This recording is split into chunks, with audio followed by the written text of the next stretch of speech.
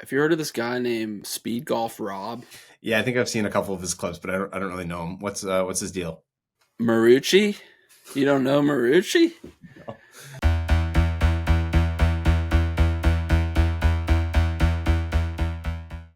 What's up, man? How you doing?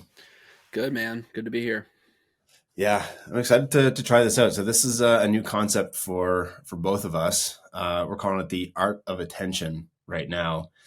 Uh, Jordan and I are both kind of obsessed about content, about attention, and there's just so much content that's out there right now. A lot of it we just mindlessly scroll through. A lot of people do. So we've plucked out some bangers to break down. We're gonna show you them and then talk about them and identify things that we like and maybe some opportunities for other people to copy. So I have a list of 5 or 6 ideas. Jordan has a list just in a doc, and we're gonna ping pong back and forth to to share them. So I'll kick things off. How does that sound? Sounds great. All right. So have you heard of Jordan Rogers? I have seen him. Yeah. So he's a former, for the audience, he's a former brand marketer at Nike, uh, also previously a heroin addict, and he's blowing up right now on social. So Jordan gives us a breakdown on why Tiger leaves Nike, but it's not just a talking head video. So let me play the clip. P's based on my 10 years at brand marketing at Nike. The first is priority, the second is public relations, and the third is the parceling of the business. First up, priority. Nike's foundation is in running, and they are getting their butts kicked in running right now by brands like Hoka and On Running. So they have to get back to their core DNA, which requires them to sharpen their focus. Golf lost money for them every year, and Tiger was a great brand opportunity when he was kicking down the door and breaking barriers. But the second element is public relations. When he hit the fire hydrant and then the Me Too era hit, he just got to be a riskier partnership for a brand that's trying to elevate women's empowerment. And third, the parceling of the business. For Jordan Brand, they've always been stuck in basketball and really stuck in retro. The opportunity to expand into golf is a great business opportunity to parcel out and diversify their business. Whereas for Nike, they need to sharpen down and focus on the big growth drivers for them, like running and basketball. So that's why they're letting Nike Golf go. And Tiger, we all hate it and it sucks, but they got to focus. All right. So my breakdown on that, it's so good. It's so good on multiple levels. Like, how many talking head videos do you see these days of people explaining things? Jordan does it in a super interesting way. So he opens with a hook. He reinforces that he's a credible person to talk about this, having been at Nike. He tells you what you're going to get in the video, similar to Mr. Beast opening his videos with a quick description of what you're going to get in the 20-minute video or whatever. And he keeps you hooked in 2 ways. The most interesting way to me is that he's bouncing a golf ball. I think that's the most obvious way. There's a part of you that wants to see if the ball is going to drop, if he's going to be able to keep bouncing that ball the whole time. And secondly, he's telling a really interesting story about an interesting person. So it stands out for those reasons, and I think he should keep that going. You see other examples of this too, like Sean Evans from Hot Ones uses the hot wings as a way to keep people hooked. Like, can the celebrity get through all of the wings without cracking by the end? That's another reason for you to watch. Of course, Sean's questions are amazing. The conversations are amazing. The guests are famous, and you want to hear what they have to say. But there's also that kind of background hook that's keeping you engaged every wing, similar to the ball bouncing is like a constant hook in the background. Yeah, I love it. I think too, the just Tiger leaving Nike is something that everyone knows about as well, and everyone has an opinion on, but they don't really have a behind the scenes look at it. And it's like, why would Nike leave golf? Can't believe it, blah blah blah. But it's like it's really educational on the business front as well, which gives him credibility to like his real audience, which is brands, corporates, and like he does a ton of speaking engagements, which I think is super interesting as well. So like he doesn't just like do it as like for content's sake. He's like directly targeting to the fact where I even saw another video that he did where Tiger literally called him out by name during the Sunday Red like announcement and was like, "Is Jordan Rogers in the audience?" And that's insane to have like a one of one niche that you've carved out in like the most competitive industry, like business and sports, but like he's done it, and it's like really interesting. And his brand's super on point. So I'll just share this again. Have you seen his website? I haven't seen his website now. Check this out. Yeah. So Yeah, I've seen his done these decks too, and like another thing that he's done with his content is like he's like DM me if you want X, DM me if you want this deck, or how I walk through like the OBJ and Nike like brand partnership, and like those decks are all branded like his website as well, which I think is sick now that yeah, I'm seeing this. and I think this is going to be like a recurring theme through some of this stuff. Like he has buttons on the internet, right? He has consulting, he has speaking, he has, I guess all of his socials. There could be more, but yeah, I just think he's doing a really good job. Yeah, I saw it yesterday. He was speaking at like a real estate conference on personal branding and like sticking out for realtors. It was like Compass Realty. They're like international or national conference for all their reps or all their agents, which is nuts to me. Yeah, yeah, that's seems to be outside of his vertical, but hey, good on him. Okay, do you want me to do another, or do you want Yeah, to? yeah. Go ahead. Let's keep rocking. All right, all right. We're gonna jump ahead here, sticking with a similar theme. So, yeah, have you heard of Brian Hines? No, no Brian Hines. So he's a filmmaker for brands based out of Australia. Super fit, good looking dude, like quite like burly. He's a talented guy. He makes these beautiful reels explaining how he has made them throughout the video, but it's all kind of done it's subtly to the side. He also has a bunch of buttons on the internet for digital products, remote services, and then he has in-person events as well. So let's check out this clip. It's a good example of the type of content that he makes. Me. And you'll be in a world of pure imagination.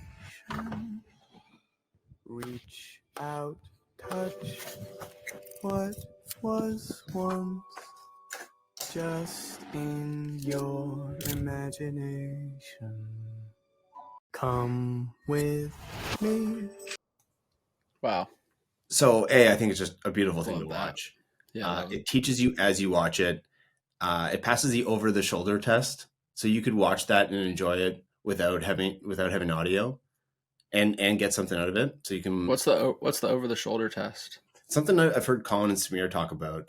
Like a large percentage of people consuming social don't have audio, whether they're like on the subway or whatever, they can't hear it, but they still want to consume. And so you should be creating content that should be able to perform even without sound.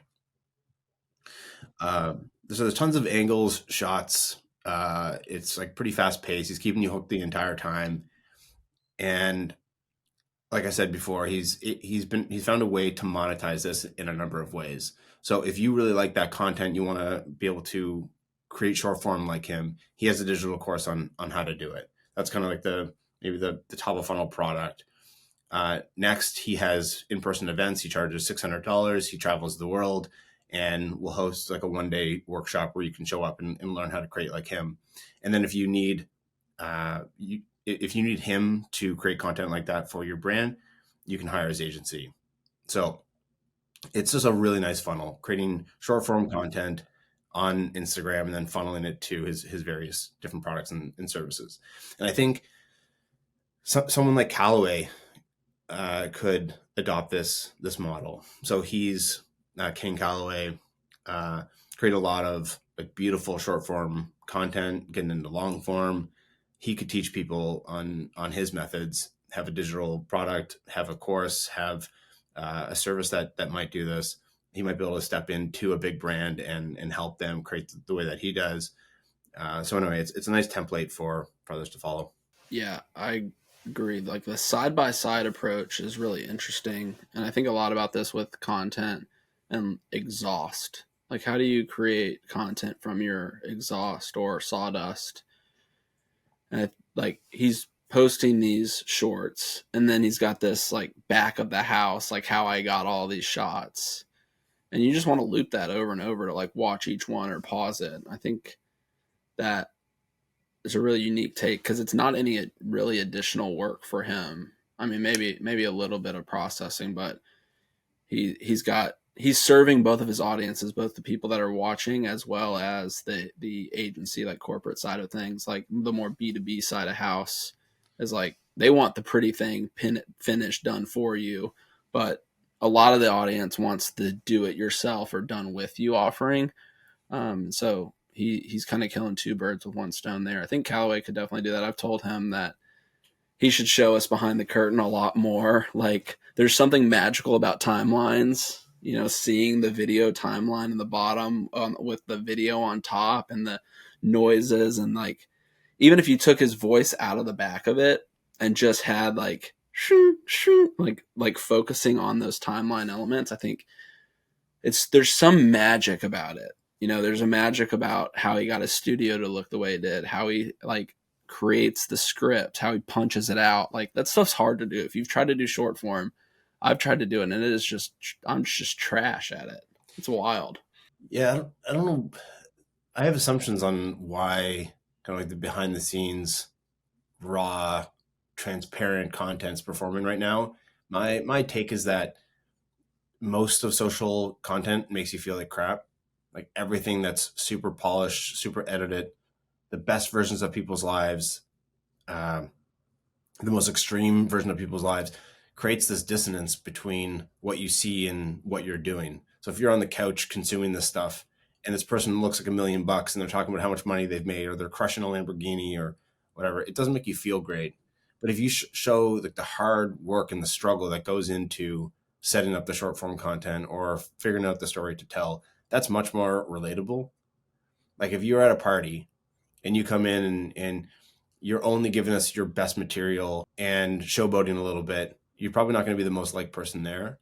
But if you're talking about the process and how is a struggle and it's very transparent and honest, and you're probably going to be more liked. You won't get as much attention, but you'll probably be more liked at the end of the day. That's kind of like my take on why that style of content is starting to work or why people should go in that direction. I don't know if that's the reason or not, but that's one take. Yeah, the pendulum always swings too. You know, we've had like 4 years of overproduced stuff or like hyper produced stuff, and I think people just get tired to it. The eyes glaze over, and they like recognize the patterns, and something raw just kind of breaks the pattern right now.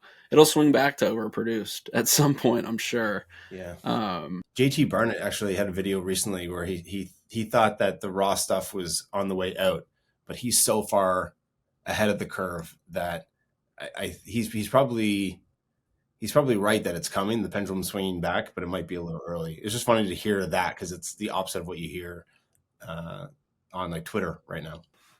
I think the trend is really like finding your format. I think Callaway's done that a good job at finding his format. And there's this guy, I can go ahead and bring him up, that I think Jump in. He's found an amazing format by Maximize. I don't know if you've seen him. He's mainly on Instagram, but it's this whole premise of like optimize your life, digital detox, maximize your potential. He's a young guy. I found him probably like in early January. Someone tipped me off. Maybe it might have been even Callaway or someone on Twitter. Maybe Hunter Wise on Twitter. I think he found him at like 600 followers somehow. And I found him at like 16K. It's March 1st now. He has 308,000 followers in a month, and he's posted every day. So let's check out what he's doing that's so unique. Let me share this real quick. It's to take a break from social media, improve productivity, or just better your mental health. Getting a flip phone is one of the best ways to break away. It removes all aspects of distraction, prevents you from getting FOMO as you don't see what your friends are doing, and just allows you to have clarity in your thoughts. You can either go for a retro flip phone, which I had and was great, but it's fucking hard to text people, or try something even simpler. For example, the light phone, the phone that's been intentionally stripped back to just a few basic apps. And if you think this is too much for you, then you could even consider turning your smartphone into a dumb phone by watching this YouTube video, or just continue using your phone as you please. Regardless, at least you know the reason that millions of people are swapping their smartphones for flip. That's such a good loop.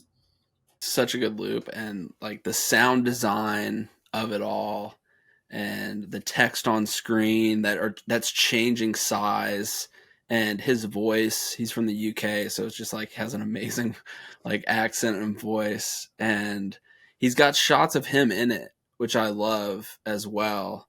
And I think that's like the most unique part about this whole thing is like you watch that and you think he's talking about, he is talking about like detox and getting a flip phone and why he did it and why you should try it, and the different options. But he's also like tethering you to products, this like content to product tether. So I see this video and like, I'm like, a Maximize hat. Is he selling hats? Like, what's his shtick? Like, I know everyone's in the content game to sell something, right? So like, what is he selling? You back out of this video, go to his website. It's just a text box of like just an email login, and it's just like maximize your potential. And it's like he doesn't even have a welcome email set up. So I'm kind of going insane when I'm finding this. I'm like, I'm watching all of his videos, but I can't get more. Like, I want to know more. I want to know more about him and like his mission and like what's his end goal. And right now his end goal is like to only build this huge audience around this mission of like maximizing your potential, optimizing your outcome, digital detox. But I think like what's so interesting about this is he's already dropping products throughout this video that he might sell. So this is like a detox box that's branded. He just made it, like had a little vinyl cutter, made it, placed the product in there, mentions nothing about it. And I think that's so interesting to play the long game here with nothing to sell, but priming your audience over like weapons of mass destruction, the phone case. Like I was ready to cop it, not selling it. But I'm on the email list, so if he dropped it, I'd be interested. So I think there's something really interesting here about playing the long-term game and tethering your content to a product that doesn't necessarily exist yet, but could exist down the road to build out a brand.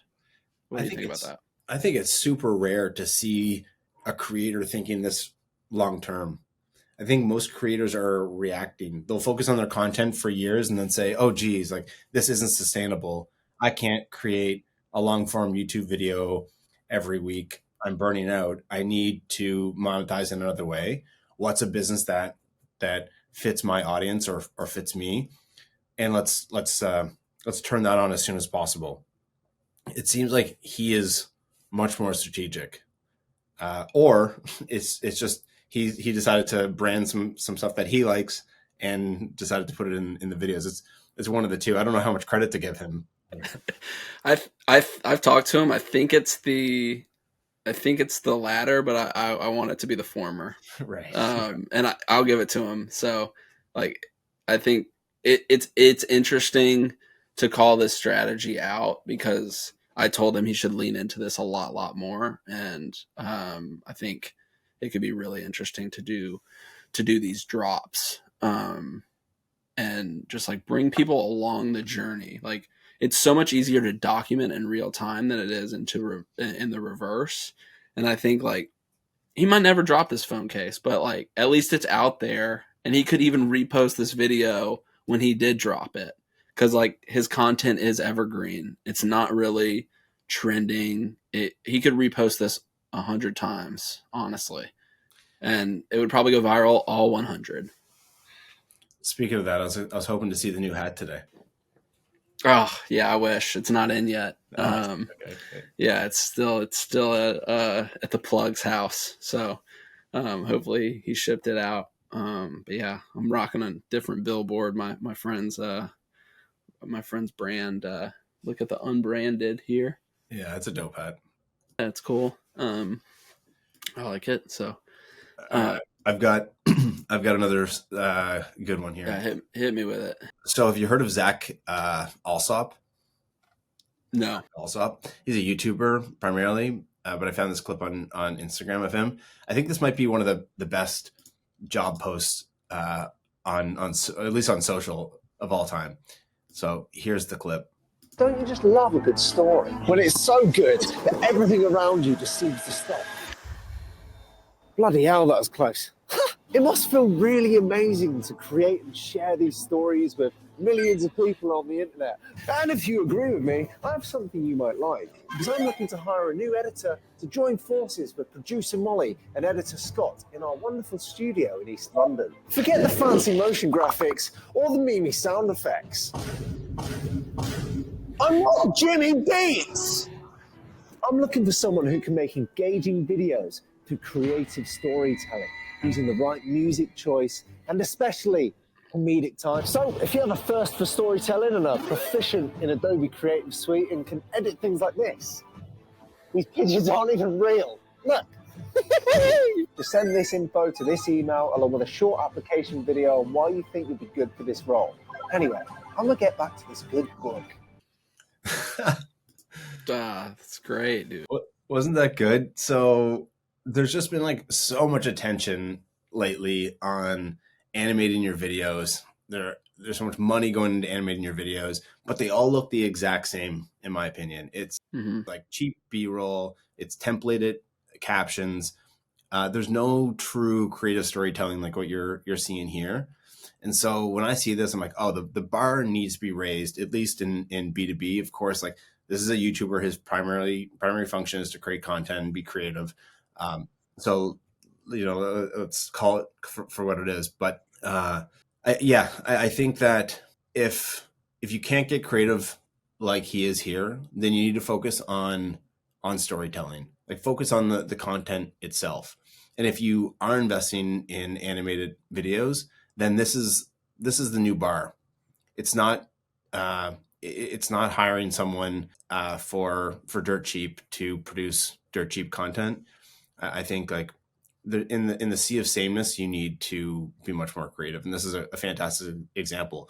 And it's an example of hiring. Like if you want to get attention for your brand to bring the best people in house, then produce something like this. It doesn't have to be something that you produce every week, but invest in one video that communicates your humor, your talent, where you are, your team. He did all of those things in this video. So I thought it was an absolute banger and a 10 on 10 for a recruitment video. 100%. And if you think about the investment of hiring and hiring the wrong person or hiring the right person that's retained through your team and the training and all the things that go into it, it's so good to not skimp on this storytelling aspect of it. And it's like fun for the whole team. Like editor Scott and editor, I forgot the girl's name, but like they were involved in that. They probably cooked that up. Like they are involved in the hiring because that's going to be their new colleague. I think B2B has a lot to learn in that regard. I just saw Ali Abdal posted a new job posting as well, and he was doing like kind of like his video talk to cam in the Notion doc, and even that is enough to break the frame of reference from a stiff like job board posting with qualifications, what to expect. Like you're meeting the team, you're learning about it. It's like, who wouldn't be fired up to go work at a place that put that much like love and care in the top of funnel? Yeah. It'll trickle through. It's really interesting approach. Yeah. The bigger theme for me here is like, what can B2B, we're both in B2B. What can B2B learn from other business models and other industries like YouTubers, like TikTokers, like D2C, where people are much more creative? It's all the same people. And it's not like the CEO of a B2B business is super boring. Like they might golf, they might like stand-up comedy, they might like Jordans. Like there are creative, like they're people too. So why not speak to them that way? That's kind of my take. Totally. The thing about B2B is full of a bunch of consumers. Yeah. Yeah. Like, and I think borrowing from B2C, like that to grab an attention and get a customer in B2C is actually harder, or you have to do it more times to build a sustainable business than you do in B2B. So I'm very interested and have always been interested in like borrowing what's worked in other industries and more of a B2C area and applying it back to B2B. Yeah, exactly. And just as an aside, that's like what I've been doing a lot with the agency is just finding content that's popping off in B2C and bringing that into the B2B clients. Like there's a whole agency here of just like, yo, we will do storytelling for job hiring. Absolutely. Yeah, absolutely. Like you want to talk about niche, yeah, or specific rather. Yeah. Similarly, someone told me that I should focus exclusively on video, like on super creative customer testimonial and customer case study videos for B2B, which I think is super, because like most case studies are just a PDF. Yeah. Terrible. Yeah. Terrible. All right. What do you have another? How many do you have, by the way? You have a I hand. got a couple more. Okay. You jump into one. All right. This is around this principle of like creating a frictionless content system. Everyone's like, content's so hard to create. There's so much time. It takes so much time. I don't have enough time. And to that, I say, you need to create a frictionless content system that overlaps what you're doing on a day to day, whatever that is, taking the exhaust and repurposing it from content. I'm just fascinated by this idea of like the frictionless creator. Of like what feels natural to you that you can that you can record, document, whatever, that is not a burden to create. I think a lot of people when they first start with content creation or think about content creation, it's this giant dark cloud over their heads where it's like, I got to do content today, or I should be doing more of this. It's like very negative. So I'm thinking a lot about just like, how do I think about my frictionless system? Like for that do within hats, for example, like that's not even my video. Like I posted that video, it kind of like took off. Like I didn't even film that video. Oh, I assumed you did, because that's why I asked if you had the hat. I assumed that was your. No, it's just like, dude, I got to document the process. This is other dudes, my friend's video, but I'm just going to like document the process. I'm not going to wait a week for it to come to my house. Right. Like I haven't seen it, but like we got to just rip it. So like to me, that was frictionless. Like he texted me, I texted the internet. So I think this is a really interesting way to like overlap what you're doing day to day and making it content.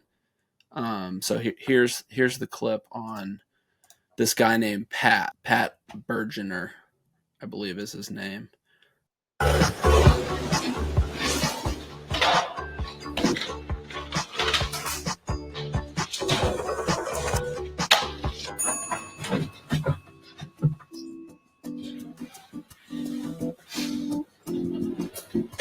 Follow the sun, get on the ride, drifting down the coastline, surfing on the angels' line, going along, work it out, nothing wrong, we're gonna work it out soon, don't play along, we're gonna work it out, feeling so strong. What'd you think about that? Yeah, I think I don't know. You go first. I need some more context on this one. Yeah. So I see this. I'm like, this is crazy. This guy's ripping a snowboard through a hotel that looks amazing. What is this hotel? First off, I know it's not in America. I probably know it's not in North America. So I'm like, where is this? So I'm like interested. I'm like, is this a brand deal? Like he just grinded the front desk on his snowboard and like is in an elevator. I'm like, what is this? So I'm looking at it. It's a brand deal. The video's looping in my ears in the background. It's like, all right, it's not a brand deal. I'm like, what is this? Like, it's still looping. And I'm watching it again. I'm like, all these angles are cool. Like the underground angle, the inside angle of the girl, and where the music drops low. It's like a whole little movie. And like, I'm on or watch number like 6 at this point, trying to figure this stuff out. Because it's just like on my explore page. Like, I don't know what this is. And I don't know who this guy is. And then by the 6th listen, I'm like, what song is this? This song's pretty vibey. Like, I'm kind of vibing with this song. So I look at the song and it matches this guy's screen name. I'm like, this guy's the artist. So it took me 6 watches to realize that this guy is the musician. Wait, this but is he's a music video? Yes, it's a music video, but this guy's also an Olympic snowboarder and he's an actor. So he has like created this frictionless system to promote his tour. Like, here's his tour right here. Like, to promote his tour, he is already snowboarding all the time because he's an Olympic snowboarder. So he's already practicing. So this is probably like at a lodge that he's staying at. And he's an actor. So he like makes these skits. And we're trained to be sold one thing, but we have no idea what to do with its 2 things. And we have absolutely no clue what to do when it's 3 things. So no matter which way this guy gets you, whether it's the music, the snowboarding, or the acting, or the story of it, he's got you hooked. And this got like 3 million views the first day, and it's up to like 8 or 10 now. I just thought it was like really fascinating how he's crafted this, like, and how he's grown. I just assumed it was a Red Bull video. Like, you assume that it's a brand sponsorship, like you said. Yeah, there aren't that many people that are pulling things off like this. I can't think of other examples of people doing 2 or 3 different things at once. It was interesting, and I think it was an investment report from Shopify. They said if Michael Jordan were in the NBA today, he wouldn't be sponsored by Nike. He'd be the next Nike. He'd build the next Nike. And I think that this guy could be an example of that. Rather than getting sponsorship from Red Bull to pull off a big video like this, maybe he doesn't start his own Red Bull. That'd be a pretty big feat. But he starts his own brand off the heels of his ability to create incredible content on multiple levels. Yeah. I don't know what the B2B version of this is, or like how B2B could borrow this, but I need to like marinate on it some more. But it's just so fascinating about like product placement, and I guess it goes back to kind of maximize, like kind of burying the product inside the content, and like onion layering it inside the content. Alrighty. Have you heard of this guy named Speed Golf Rob? Yeah, I think I've seen a couple of his clips, but I don't really know him. What's his deal? Marucci? You don't know Marucci? No. So I don't know a ton about him, his background, but I do know he's breaking the internet and is really interesting. And I think what he's doing that's really interesting is how he's monetizing it all and creating this like flywheel. So like I was talking about before, the frictionless content system, right after you figure out what's frictionless, how do you turn it into a flywheel? And Marucci has done it while being very interesting. So here's the clip. Watching you, Mr. Marucci! You're here, Marucci. And then guess what? Like 90% of us, you're over the top! No, no, no, no, no, no, no! Think of a natural throwing action. There's a pattern in the brain. Look, they're here, not here, here. And now where are we, Marucci? We're in a place where the momentum's moving this way. Momentum might as well be. Wait, you think when the momentum's moving this way, I'm going to come over the top? No, I'm going to be here. Momentum is going to slot us into the tour position, Marucci.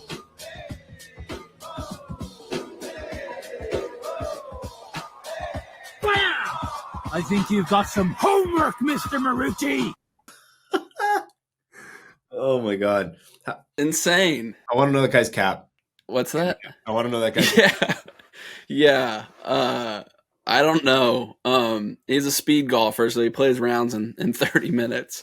So I don't know. But his advice is good. And what he's done that's really interesting is he's standing in an insane location for a golf video. Like he's in creeks, rivers, thickets of grass. Like it's insane. So it breaks the frame immediately. Then he's screaming at you. He's got a huge beard. He looks pretty insane. He looks unhinged, actually. And then he's screaming like pretty good golf advice at you, and like really makes you think. But the most interesting thing about this is he sells golf swing roasts, which is what we just watched, and then that becomes the content. And when you see you want to get called Marucci, you want to get your swing roasted, and you then sign a waiver to have yourself, put on his feed. So the content and the product, or the content and the product are the same. Right. Like he's the product is the delivering content. the service. Yeah, exactly. The product is the content. And I think a lot of creators and B2B people, like they're siloed over here where the content is the content. And then the product or the service is the product. And I think if you can overlap those as much as possible, that's really where things get interesting. So a quick example of that, like Gary did that. Gary V did that years ago, and maybe he still does. He has like the four Ds, 3 Ds, something like that. He'll do these Sounds like Gary V. Yeah, it's like a consulting session with a group of companies that are paying big money to be there, and then he films it. So he'll film the people doing a round table, asking him questions and his answers. So that's both the product and the content for him. Now, I think this just comes back to like documenting versus creating, or at least in that example. But so does this Marucci guy? Is that his name, Marucci? No, his name's Rob. I think Rob. He just calls everyone Marucci. Oh, I see. So does Rob have any other ways to monetize, or is that it? I don't think so. I just found him, so I think he's just blowing up this year. But I'm sure brand sponsors will come down the road or whatever he wants. He seems like a pretty like humble guy, and that's like what he wants to do is like do this, which is always fun too. So I just think he's really interesting. And like I could see him appearing on like the Live Tour or something like, like making an appearance, or something like that. So I think his character that he's created is insightful as well. Yeah, I think it's important for people to break frame. It's important to maybe create a character that you play, so that you're not necessarily like always yourself. I think that goes a long way. It also allows you to be much more creative than you are as an individual. But okay, that's let's wrap up there. I think that's all the time we have. Let us know if you want us to do more of these. I really enjoyed that. This is the first one I'd like to do. Yeah, this was a blast. Yeah, this is cool. And by the way, this is a good example of fairly frictionless content. Like you and I are consuming this stuff, looking for it all the time anyway, taking notes, jotting them down, and then we're going through them. So I'm glad that we're applying our own lessons here. Absolutely. Yeah, this was a blast. Great idea. Art of Attention. Let us know if you want episode 2. Send us some content that you want us to rip apart too. Yeah, this was fun, man. I enjoyed it. Yeah, sweet. Okay, and in terms of where people can find us, so I'm at Mr. Will Nelson on Twitter, and Jordan Mix, JRDNMIX. All right, well, we'll see you there. Thanks, guys.